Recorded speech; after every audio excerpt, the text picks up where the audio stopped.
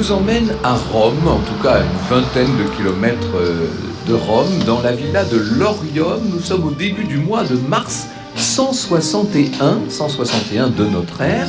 C'est là que vit l'empereur Antonin à cette époque de l'année, au printemps.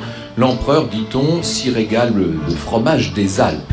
Est-ce qu'il a trop mangé de fromage? Toujours dit-il que dans la nuit de ce début mars, il se réveille en sursaut, il se met à vomir, il a de la fièvre, il ne peut plus dormir. Bon, on ne s'inquiète pas outre mesure, puisque l'empereur Antonin a 75 ans, on sait qu'il a des problèmes de santé plus ou moins graves depuis plusieurs années, et même depuis le début de son règne, 24 ans plus tôt.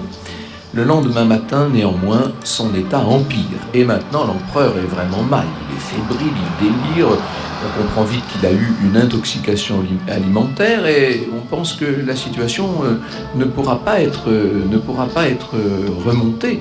Un homme chétif, barbu, à la chevelure bouclée, entre dans la chambre de l'empereur.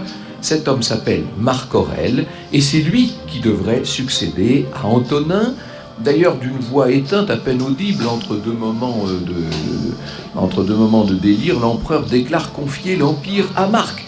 Et, symbole des symboles, la statue d'or de la fortune placée dans la chambre de l'empereur est portée dès ce moment dans la chambre de Marc. Antonin va mourir très peu de temps après, et Marc Aurèle est donc officiellement, à 40 ans, le nouvel homme fort de l'Empire romain. Alors, qui est-il, ce nouvel empereur ?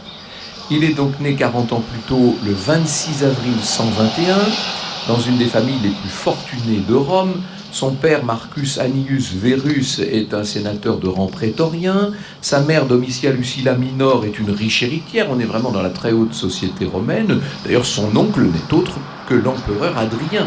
Rappelez-vous le début des mémoires d'Adrien de Marguerite Yourcenar. Vous savez, ce livre